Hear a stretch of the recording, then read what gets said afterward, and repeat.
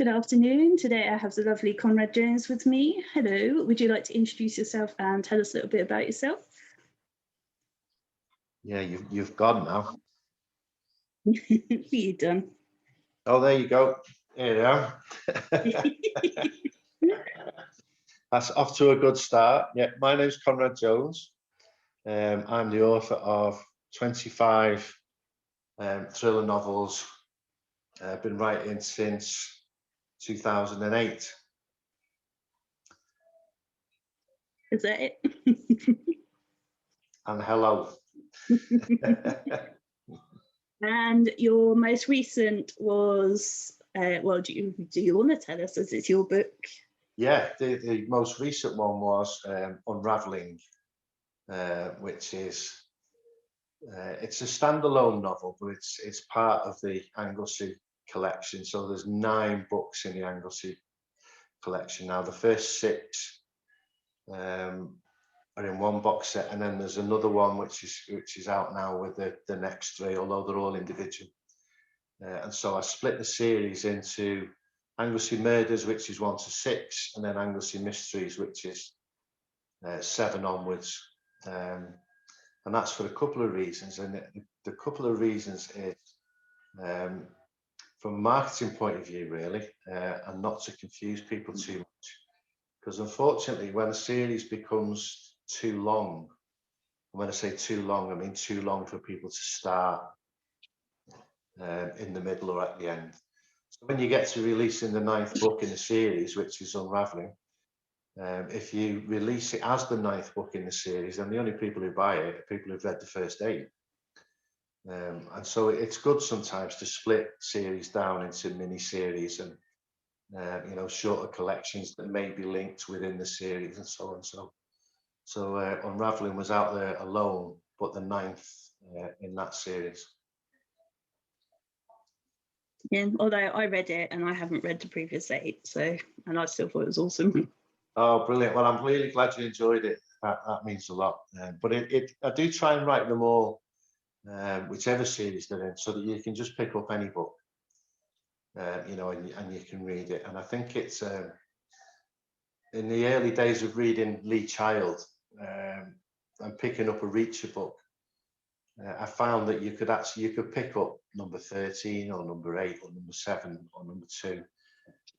Without it sort of spoiling the enjoyment. If there was any reference to something which had been mentioned previously, then it was pretty much explained, in a couple of lines. And I tend to do the same.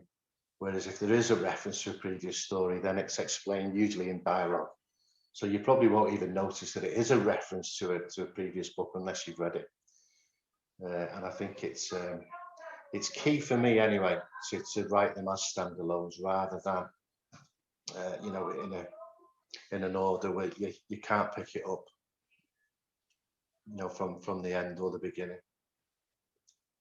Yeah, and I must admit the thing that drew me to it most was the cover. It's a really cool but really creepy cover. Yeah, it's an outstanding image, isn't it? Yeah. It's from Shutterstock. I use Shutterstock for a lot of covers, and it's a collection of, for those that don't know, it's a collection of photographs, millions upon millions of photographs, contributed by photographers, amateur and professionals. And you can pretty much go into the search bar and search for what you wanted. And I think I put mental breakdowns into the search box, and of course it came up with hundreds and hundreds of images, and you see one and you go, oh, that's it, that's really good, and then you go down a bit more and then you see another one. I ended up with about 4 which I just could not pick from, so I went back and put something slightly different in there, psychological breakdown or something like that, and then up popped that image, and that just blew all the other ones out of the water. And you're never quite sure how it's going to transpose onto Amazon, as a thumbnail cover. Sometimes if the covers are a bit busy, then they lose their impact as a thumbnail on, certainly on Kindle and so on. But that just jumped out and punched me in the face. I just love that. I love that image. Yeah, although they say that you shouldn't judge a book by its cover, I mean, that was just awesome. I was like, I really need to read this book. Yeah, absolutely. I think it's picking up people's comments. The cover has certainly drawn some new readers to the series. So they've dived in straight at the end of the series just because the covers attracted them. So yeah, I was over the moon with that, and I'm glad you enjoyed it. Yeah, I was going to say, luckily the content lived up to the, what the cover offered, so that was good. Yeah, it was I will add that. It was brilliant, good. brilliant. It was slightly different to anything I've written before, in the fact that it was sort of, it just sort of encapsulated two main characters, I think, with little bits of family around it, bits going on in the background. And you're never quite sure whether the plot line actually works until the proof of the pudding's in the eating, until it goes out there and you start seeing reviews coming in. And that's the fourth book I've done in lockdown, because I've had nothing else to do, obviously. But and this one, it came together so quickly. I really didn't have time to set up an ARC group. I didn't have any reviewers. It went through my proofreaders and my editor. But by the time they'd got it all together, I tried to coordinate it with a book promotion, which was basically promoting the first book in the series, which was Unholy Island. And these book promotions are sort of expensive, and they're like hen's teeth. If you get one, you've got to get it right, and you've got to make sure that your product is the right price at the right time, or you can lose all your money. And so I just managed to get Unraveling out, and as it happened, it came out on the same day as the book promotion. So that was, I'd like to say, it was meticulously planned and the timing was perfect, but it was just luck that it all came together on the same day, and that made the launch brilliant. But it was really good because I had no ARCs. When you see people who've had ARCs, you can see the reviews coming in, on day one. People can get an awful lot of reviews together on day one, and you get a feel straight away of where opinion is sitting with the book and stuff. But this one, I had absolutely no idea what people would think. It's one of those, you've just sort of fingers crossed, and you've got hope that people enjoy it, because I never know whether it works. Never know. You never 100%. It's sort of it's especially off the back of a couple of others so quickly. You've got to sort of question yourself. Is it as exciting as the others? Is it tense enough? Is it too gruesome or not gruesome enough? Where's the balance? And because it was done quickly and put out there, then I really wasn't sure which side of the fence it would land. But I'm over the moon with the reviews that have come in on it. It seems to be going down well. Yeah, and people keep saying that there could be a sequel, which I didn't realise. But it's only when you read that and you say, "Oh, have you left that open for a sequel?" You go, yeah, of course I haven't. I go, no, I haven't. No, I didn't leave it like that at all with that in mind. That was just the end of the book for me. But in hindsight, yeah, it might be something you could go back and revisit at some point. Did you have to do a lot of research for that one?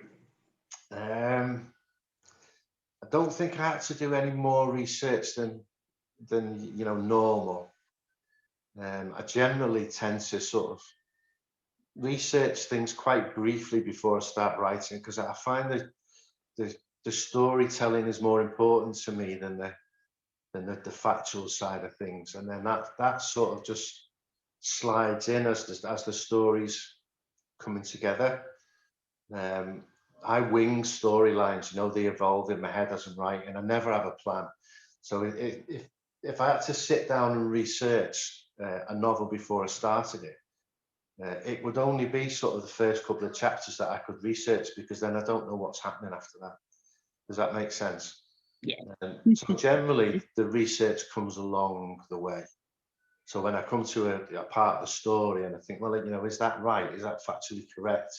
Would that actually happen in that order? And so on. And then I'll go away and research it as it's writing. But it's the storyline that I find more important than anything, is knitting the storylines together. And I generally have at least 2 or 3 plot lines running in sync.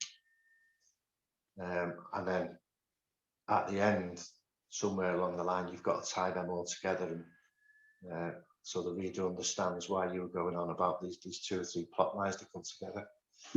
And it's really enjoyable writing like that, because it's almost like watching a series on Netflix or watching a series on the television. Even though I'm the creator of the storyline, when you don't know where it's going, it's exciting waiting. I'm waiting for the next episode to come into my head. So, right, that happens. Yes, you know, it's sort of eureka moments, you know, that happen. And mine tends to happen in the morning when I wake up. And I'm sure I've said this before, but it's bizarre. I'll wake up in the morning and I know where the next 3 or 4 chapters are going, or where the storyline's going to. And I find it absolutely, it's amazing when I wake up. It's like, wow, whoa, you know, that's that's it. That makes perfect sense now, because I can go to bed a bit befuddled and confused, thinking, you know, I've got no idea how I'm going to tie that to that, or what's going to happen, or you know, do they live or do they die, or which way is this going? And it wake up with clarity the next day before I start writing. So that process has been a bit of a gift, and you know, I hope it continues. I'll put it down to drinking rocket at night before I go to bed. Yeah, if you were to be transported into any of your books as a character, which book would you like to go into, and which character would you be? Oh, now then. Told you I got some tough questions. That is a tough one. That's a tough one. I don't know really. I don't think that I write about any heroes. I think like sort of the main characters tend to be a bit sort of ordinary. I think, you know, I think apart from maybe the first series, which was the Soft Target series, and the main character in that was a guy called John Tankersley, and his nickname was Tank. And the Soft Target series, when I look back on it, a lot of people thought that I was basing Tank on myself, because he's quite a big guy with a shaved head. But actually, when I was looking at it, he was a cage fighter from the UK called Ian Freeman, his name was, and they called him the Machine. And when I was writing about John Tankersley, I had Freeman in my head, that was the sort of character in his special forces and this, that, and the other, you know. And he was a bit of a hero and a toughie, getting rid of baddies and shooting them all. So probably Tank. If any of your detectives were to join up with any other fictional detective, who would you choose? Oh, outside of my own books? Yep. Yeah, I've tied some of them together in my own books, generally where it's been sort of a phone call from one division to another, or Alec Ramsey's come back in a, you know, sort of reference in some of them. But I suppose to tie up with other people, it would have to be somebody that I could make an awful lot of money from. So probably Patterson's Alex Cross, or maybe Sherlock Holmes, or someone I could make an absolute fortune out of, you know, writing one of my characters into that. Jack Reacher, maybe Reacher turns up on Anglesey, causing trouble. Now that I would read. I actually did. It was a collaboration of authors. with an author called Stephen Leather. I don't know if you're familiar with Stephen Leather. I've heard of him. Yeah, I don't think I've read him. He writes predominantly special forces. He has a series with a guy called Spider Shepherd. And Spider Shepherd's is phenomenally successful author, you know, worldwide selling author. One of his films was recently, when I say recently, a couple of years back, they made one of his films which was called The Foreigner. And it's an action-packed film set in London about an Asian guy who gets muddled up with the IRA of all people, and they blow his daughter up. And of course, the protagonist in it is played by Jackie Chan. So Jackie Chan then goes around and bars everyone. And, you know, it's an amazing film, really, really good. Loads of action fight scenes, you know, kung fu in it and everything. It's fantastic. But Stephen also has a supernatural series. And the main character in that is called Jack Nightingale. And Jack Nightingale goes around investigating supernatural occurrences all over the place. And he wanted to do, he had a book cover and a title. So the book cover was an old freestanding bath full of blood, and it had a rubber duck floating in it, and on the wall was written Bloodbath. And then he just asked other authors to do a short novel, or a novella, I should say, called Bloodbath, using Jack Nightingale. So I think there were about 7 of us that all wrote a short Jack Nightingale novella. And that's free, actually. It's a free download. It's always been free on Amazon. Bloodbath, you can download that collaboration. And that was really good fun to write about another author's character. You know, in the situations, it was really, really good fun. I really enjoyed doing that. You know, and it's one of those things where if you could do it without being arrested, you know, I'd quite like to write a Jack Reacher book, or, you know, an Alex Cross book, or another episode of Hannibal Lecter, you know, another novel in the Silence of the Lambs things. And I don't know whether that's complete jealousy because somebody else thought up those characters. And I think they'd be so brilliant to get inside the heads and write a novel, or whether it's like in the stories and just thinking, you know what, I could do that with that novel, and that with this. And, you know, you probably wouldn't be able to touch what's already been written, but it would be so much fun to have a go and do that, yeah. But definitely good fun, definitely. Yeah, that sounds awesome, actually. Do you have any fears or phobias, and would you write about them, or have you written about them? Yeah, I do. I write about my phobias quite a lot. I have a real fear of heights. I can't even go up a ladder, and it's I don't know at what point or at what age I developed this fear, but I certainly didn't have it as a kid, because I lived near, we lived in the countryside, and I was forever climbing up trees, making swings and stuff. So as a youngster, I had no fear of heights, but now it's absolutely petrifying. You know, I went up the top of the Empire State Building and couldn't let go of the handrail, you know, holding onto it. And the security guard said, "Oh, sir," he said, "are you okay there?" And I said, "No, I'm scared of heights." And he said, "I wasn't even looking that way. I was looking at the wall. So I'm not looking at this amazing view because I can't turn around." And this security guard, he said, "Oh, wow." He said, you've conquered your fear by coming up here. And I said, "I'm holding onto the handrail in tears." He said, "Well, look like I've conquered anything at all. You know, I've conquered anything. Nothing." So yeah, so I write about that. And I think there's a couple of times where I've used bridges. So certainly in one of the Braddock book, I think that opens, that's called Shadows, and that opens on Runcorn Bridge, which is a huge suspension bridge which goes over the Mersey between Widnes and Runcorn on Merseyside.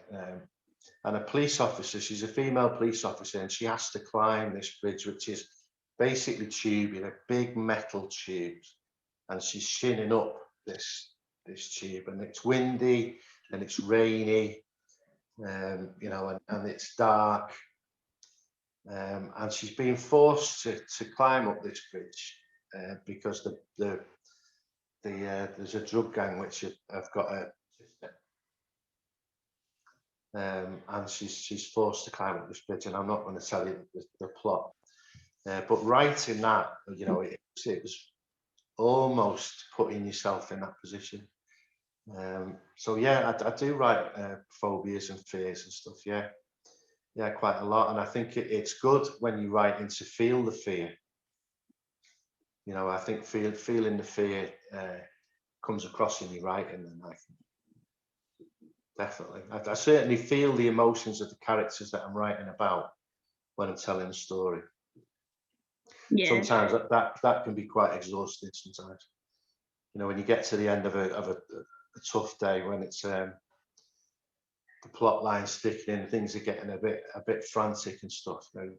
You can't wait to shut your laptop and have a glass of wine and think, bloody hell, you know, I'm glad that's over until tomorrow. What's your most overused word or phrase when you come to edit your book? Fuck. Really? Yeah, it's got to be. It's got to be, and it's not an experiment, but certainly I'm very, very conscious of not using swear words in novels. In the early days, I used to use it as people speak. You know, some people use more profanity than others and stuff, but certainly in a pub environment, when alcohol's flowing and stuff, you know, obviously people swear more under those situations, or when they're stressed.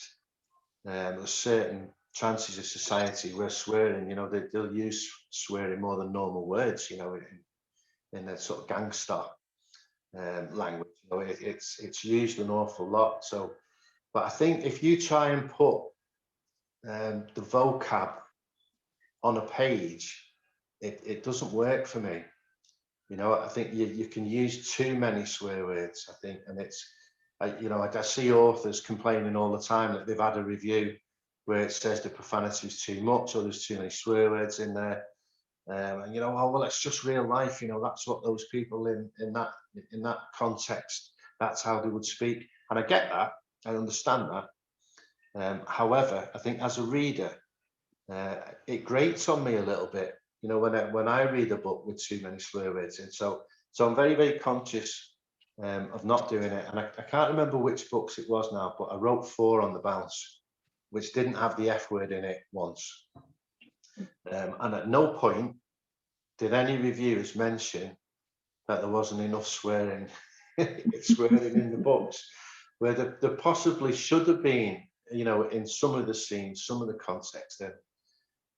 Maybe the language that I used probably wasn't profane enough for that situation, but nobody said anything, nobody noticed it. So not using it didn't spoil anybody's enjoyment of those novels, if that makes sense. I think in the last couple, I try and use it as sparingly as possible, but keeping it realistic, and it's a fine balance, I think. Yeah. And apart outside of swear words and stuff, very, I use very, very much. And then I have to go back through and think, how many times have I used very? And I'll actually search it, you know, where you can search the document, and I'll search very, and it'll take you to the next one. And, you know, you've got to come up with a, you know, a better word than very frightened, or, you know, very angry. But 9 times out of 10, it's because you're writing so quickly, you know, you're trying to get the story out. And then, you know, getting it right, and not using the same words too often. I think that's part of the editing process, and it's quite a skill, I think. And I know that there are some writing programs that will pick that up for you. But I can't use writing programs. They put me off. When I'm actually storytelling, they put me off. They interfere with the flow.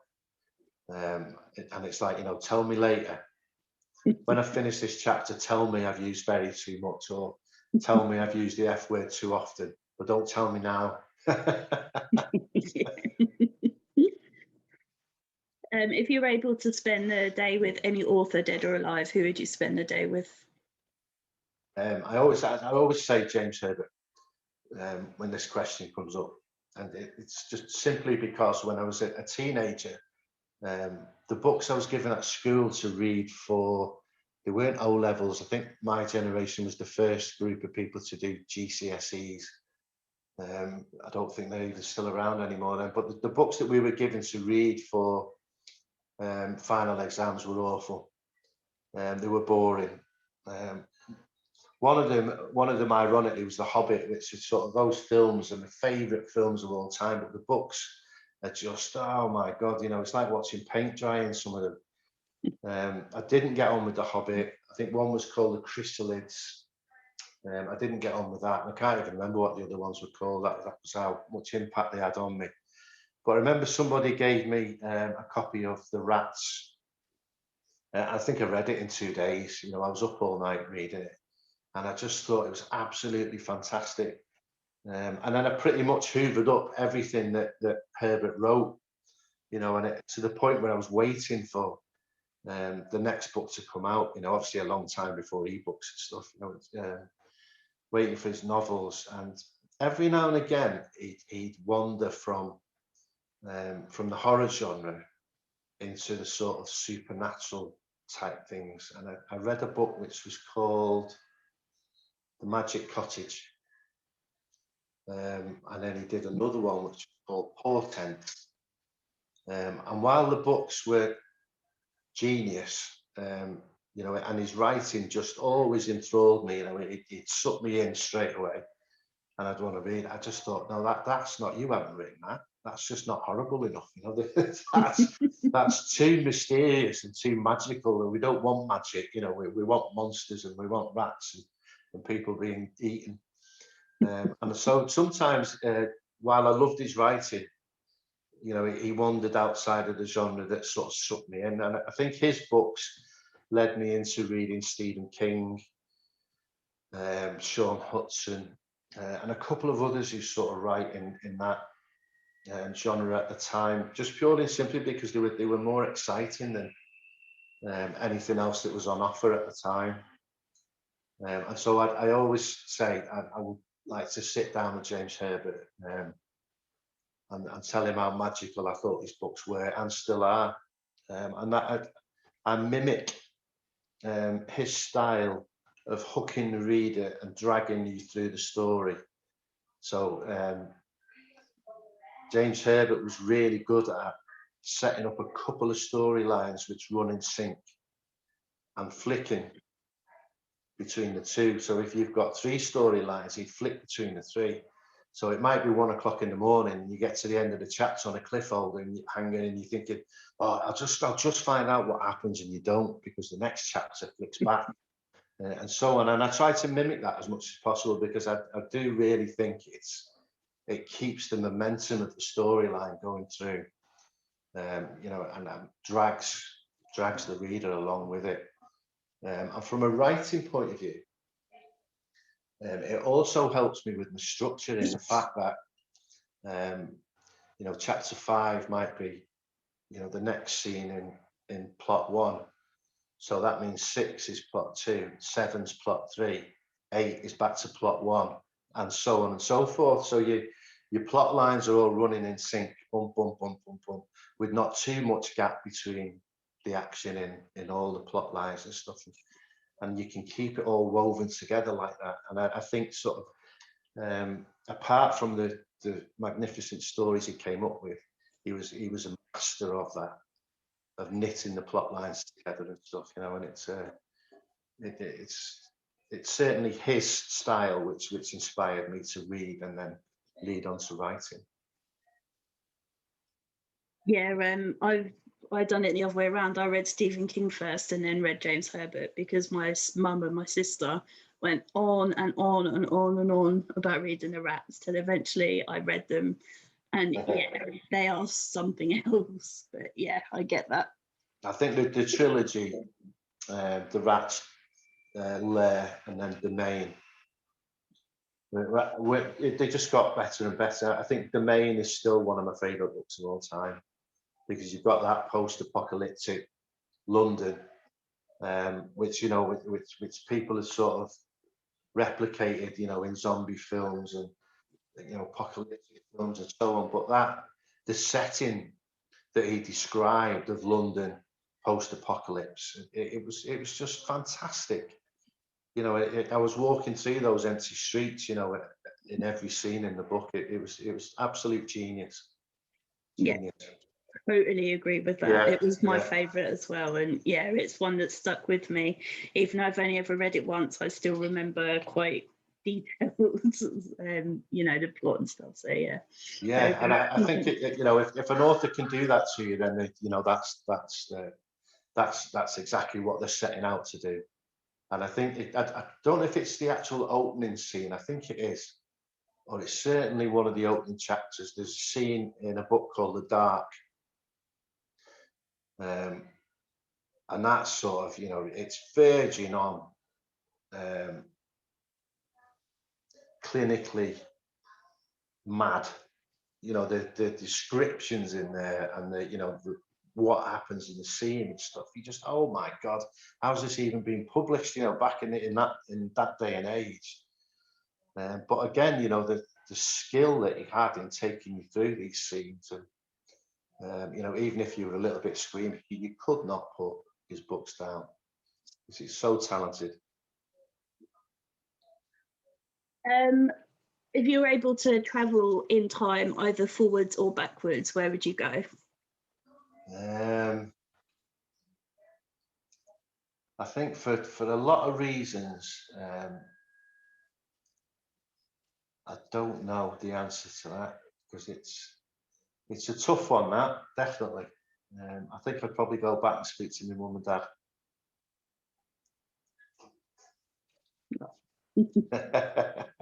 You're a big softie, really, then, yeah? Yeah. Are you sure you want that reputation to be leaked out? Oh, that's, you know, everyone knows I'm a teddy bear. That's all right, then. I wouldn't want to go destroying your image in No, one no, fell no, no. swoop. Oh, it's been destroyed a long time ago. Who was your first celebrity crush? Celebrity crush. Oh, I'll tell you who it is, and I can't remember her name now. That's how it's. She played Aunt Sally in Wurzel Gummidge. I think her name was it Anita Davis? Anita Davis, I think. She had a beauty spot here. She was absolutely gorgeous. Even when she was dressed up as a scarecrow, she was gorgeous. That was there. That was like instant. You knew straight away. I'm quite impressed. Yeah, yeah, definitely. Yeah, I remember that one. Nice. If I was to ask your friends and family what your most annoying habits are, what would they say? Annoying habits. Probably that I fidget.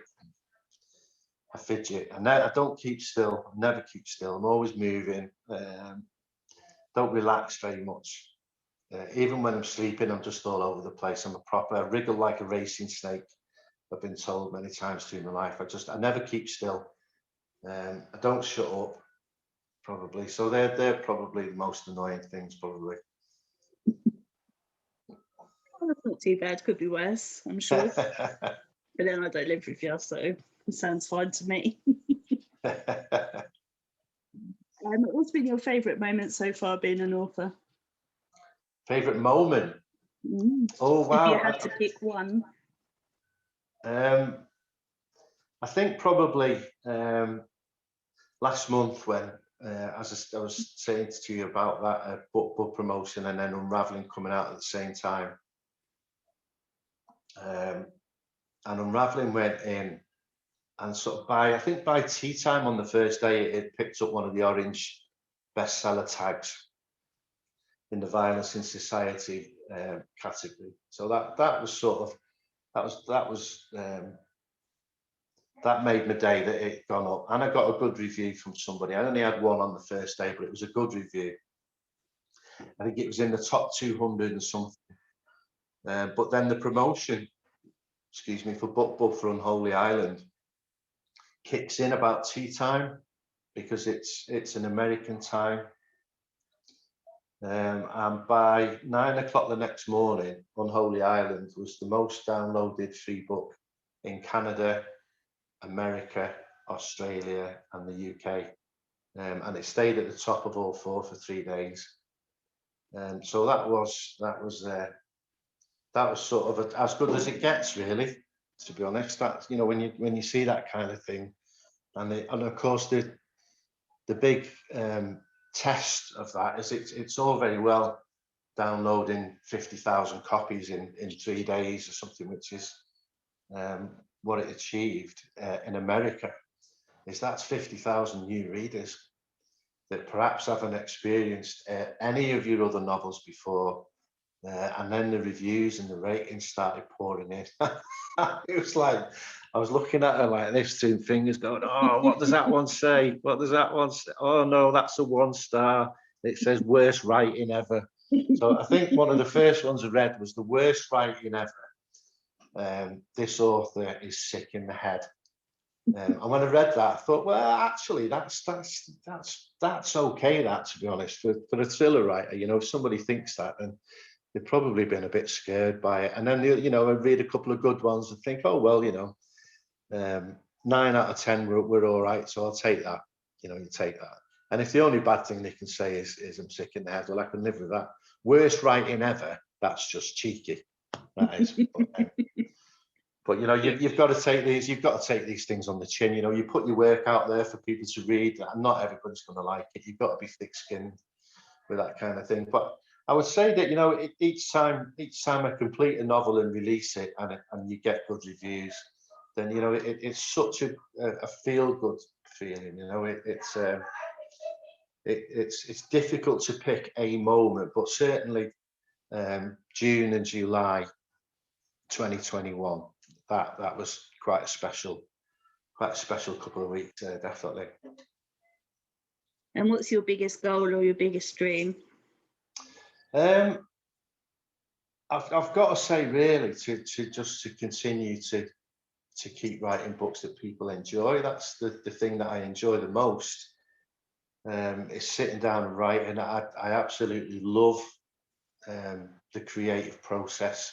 I'm lost when I'm not writing, to be honest. You know, I'm looking around for things to do, and all I'm thinking about really is sitting down and writing the next project.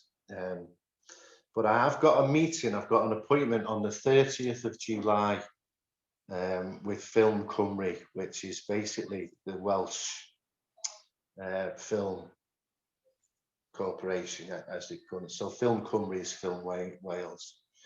And I've got an appointment with them via Zoom, so I'll have to work this out again. I'll be making notes on how to do it.